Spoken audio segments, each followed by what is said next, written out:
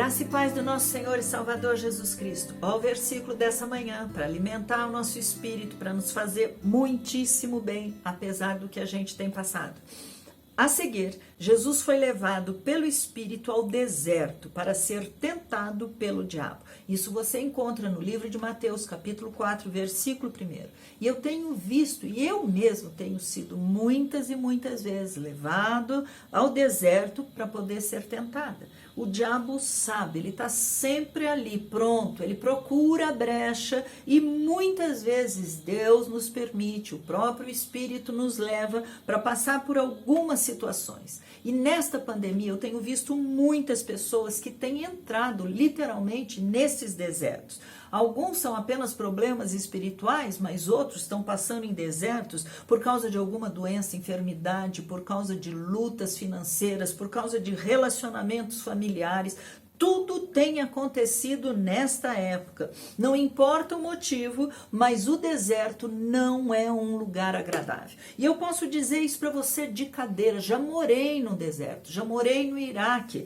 Isso foi em 1982, metade de julho em diante. Morei lá por 10 meses, lá no Iraque. No início, maravilha, tudo novidade. Quando você pode imaginar que você vai estar no deserto para ver tudo? Ali nós fomos para Nínive, ali nós fomos para Hatra, ali nós conhecemos a Babilônia, conhecemos um monte de coisas que jamais seria possível para alguém ir visitar. Mas, partindo desse momento, que era tudo novidade, de repente aquilo lá fica extremamente cansativo. Fica tão cansativo que quando eu voltei de lá, eu precisei colocar óculos, porque a minha vista estava cansada. Quando você olha, é o seguinte, você olha e não é nem aquela areia bonita, clarinha, não, era uma areia por onde nós passávamos, areia com conchinhas, e eu me lembrava, nossa, o dilúvio, areia com conchas, aquela areia para todo lado, um lugar reto, nem tinha muitas montanhas, nós morávamos ao lado do rio Eufrates, aquelas tamarelas, mas não importa, porque o que você estava vendo ali eram pequenos vilarejos, um lugar muito pobre, em guerra, né? Havia nas pequenas cidadezinhas algumas mulheres, crianças e poucos velhos, porque os homens, os mais novos, estavam todos na guerra. Ninguém ali não era atrativo, porque um país em guerra, que estava em guerra naquele momento contra o Irã, é uma coisa até mesmo preocupante. A gente não se preocupava, mas isso é outra história, Deus purinho, porque Ele nos levou, nos queria lá, tudo para a glória dEle, para a honra dEle. A única coisa bonita que tinha era o céu. Quando a gente olhava para cima, durante o dia, você tinha um sol maravilhoso. Quando começava a cair 8, 9 da noite, porque ele escurecia bem mais tarde, você tinha um vermelho, aquilo parecia sangue no céu. E quando vinha aquele céu estrelado, oh glória a Deus, é assim, um mundo de estrela, tudo aberto, você não tem um prédio, você não tem nada. Então olhar para o alto era um prazer, era um privilégio. E como você sabe, o deserto não é um lugar de muito recurso. Lá, particularmente, o que a gente podia ver muito era lobo. Nos instruíram a não deixar as crianças a mexer com cachorros, porque não havia cachorros lá. E você via muito escorpião, areia, escorpião. Isso era os animaizinhos que nós tínhamos ali pelo lado, né? Então, como eu estava dizendo, eu aprendi essa passagem, inclusive que fala que o Espírito Santo levou Jesus para o deserto, ele também nos levou até aquele deserto. E ali ele falou demais conosco. E você tem que pensar o seguinte, ele está nos levando para lá, inclusive para pôr para fora aquilo que só ele sabe. Você jamais vai decepcionar Deus. Ele sabe tudo. Ele sabe tudo que você fez no passado, o que você vai fazer hoje e o que você vai fazer futuramente. A Bíblia diz que antes da fundação do mundo já estava tudo escrito, porque ele é onisciente, ele sabe tudo. Então você não vai pegar Deus de calça curta, decepcionar Deus, fazer, agora não brinco mais. Não tem isso, ele sempre soube, mas eu não sabia. E quem também estava sempre por trás, sempre olhando, é o próprio diabo. Por isso que eu falei que ele fica procurando brecha na tua e na minha vida para poder entrar. E dependendo da tua e da minha reação, é aquilo que ele vai cobrar, chegar diante de Deus. Não falei? Olha lá, ó, ela não te teme nada. Olha, na primeira situação que o Senhor criou, o que aconteceu? Está murmurando, está blasfemando, está dizendo que não brinca mais. É assim que é o papel dele, o diabo faz isso. Mas nós temos que pensar que Jesus também passou. E a vida dele era impecável. Então vamos aprender o que veio para fora neste momento de luta dele. Nós temos que entender que podia ter sido uma armadilha, mas ele não ouviu as mentiras de Satanás, não aceitou as sugestões de Satanás, ele não fez o que Satanás mandou. Claro, Satanás falou, pega essas pedras, se transforma em pó. Aquilo era mais que, olha, você precisa, você está tão cansado, você está tão sozinho. É assim que muitas vezes ele age. E Jesus, inclusive, só respondia com está escrito, está escrito. Ele não pecou com a palavra, ele não pecou com a fé dele, com a falta de confiança em Deus, ele não fez nada disso, ele não murmurou. Né? Não teve, você não ouve ele fazendo lamentação, oh meu Deus, porque o Senhor me permitiu vir para cá. Não houve acusação contra Deus o tempo todo. O tempo todo ele estava na confiança, na certeza do amor do seu pai e que se ele estava ali havia uma permissão. Sabe, algum tempo atrás eu fiz uma pregação, o título dela é Por que eu, Senhor? E eu acho que você devia ir lá na nossa mídia social da Igreja Batista Manaim de Alphaville para poder ouvir, porque é muito interessante. Eu conto algumas experiências minhas e aí eu chego a algumas conclusões. Vai lá ouvir, você vai gostar do que você vai estar vendo.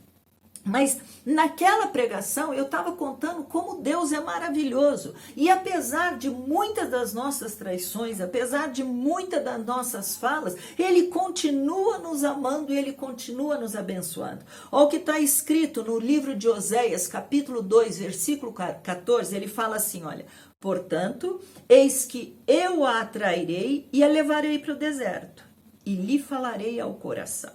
Então você já começa a notar que o deserto é um lugar onde Deus fala, onde Deus revela. Ele se revela e revela o que está no nosso coração. E ali eu lhe devolverei as suas vinhas e farei do vale de Acor uma porta de esperança. Oh, aleluia! Essas palavras foram ditas por Deus a um povo que constantemente errava, traía, que vivia murmurando. E eu fico pensando que amor é esse, como Deus é lindo. Ele pode, vai usar os desertos que a gente usa, que a gente entra, que a gente caminha, que a gente chega. Ele vai para falar conosco, para nos atrair para mais perto. Agora, é interessante que mesmo que ele permita que algumas circunstâncias, algumas situações cheguem na tua vida, como chega na minha vida, nós temos que entender que nós podemos olhar para o alto. É do alto que vem o teu socorro, é de lá que vem a tua salvação. E nós estamos aprendendo isso nessa passagem. Portanto, não se desespere. Não imagine que você está sozinho. Aquieta teu coração. Fecha tua boquinha. Não abra a boca para falar. Você não está entendendo. Não põe para fora. É a maneira como Ele nos ama, é que Ele vai conduzir, dirigir, suprir, guardar, libertar e, além de tudo, abençoar. Você viu o que ele falou? Eu atrairei e lhe devolverei as suas vinhas. A bênção esperando por você após esse período de deserto que você e eu estamos passando. Ele tem graça e o mais lindo é porque ele sabe que nós somos pó. Ele sabe da nossa pequenez. O lindo é que ele vai nos atrair. Ele vai fazer com que essa situação te faça chegar mais perto dele, mais juntinho do coração dele. A bênção estará sobre você. Ele vai devolver as suas vinhas. Eu não estou aqui numa teologia da prosperidade. O fazer é dele, a maneira é dele, mas há uma restauração. Há bênçãos para ainda serem derramadas. Houve o deserto, mas houve novamente o derramar da bênção. Há uma esperança para você que conhece conhece esse Deus maravilhoso, para você que tem andado com Ele, para você que tem caminhado com este Deus e Pai maravilhoso. Essa porta não foi feita por homens, pelo contrário, a porta que Deus abre, ninguém fecha. A porta que Deus fecha, ninguém abre. E é por isso que agora eu quero te convidar para a gente orar, para que você possa aprender a confiar, crer e descansar. Vamos orar? Pai amado e querido, eu não sei o que o Senhor tem feito, como o Senhor está fazendo, por que o Senhor levou meu irmão, minha irmã a passar por esse deserto, se é que eles estão passando por um deserto, mas as lutas têm sido grandes, Senhor. E nós temos muitas vezes desanimados, muitas vezes tem saído dos nossos lábios, Senhor, palavras que não são dignas do Senhor, porque o Senhor é um Deus de amor, um Deus de cuidado, um Deus que tem nos amado, um Deus que tem nos atraído, um Deus que tem prometido a sua presença conosco em todo e qualquer momento, mas um Deus também abençoador, um Deus que apesar da circunstância nos permite olhar para o alto, porque é de lá que vem o nosso socorro. O Senhor só está expondo o nosso coração para nós mesmos, Senhor, porque nós não nos conhecemos. Então usa, Pai, essa situação difícil que o meu irmão e minha irmã estão passando, para que o Senhor possa mais uma vez se revelar, para que o Senhor possa mais uma vez abençoar, para que o Senhor possa nos atrair para juntinho do Senhor, para que a gente possa experimentar o teu amor em mais uma etapa, em mais uma aflição, em mais uma luta, em mais uma dor.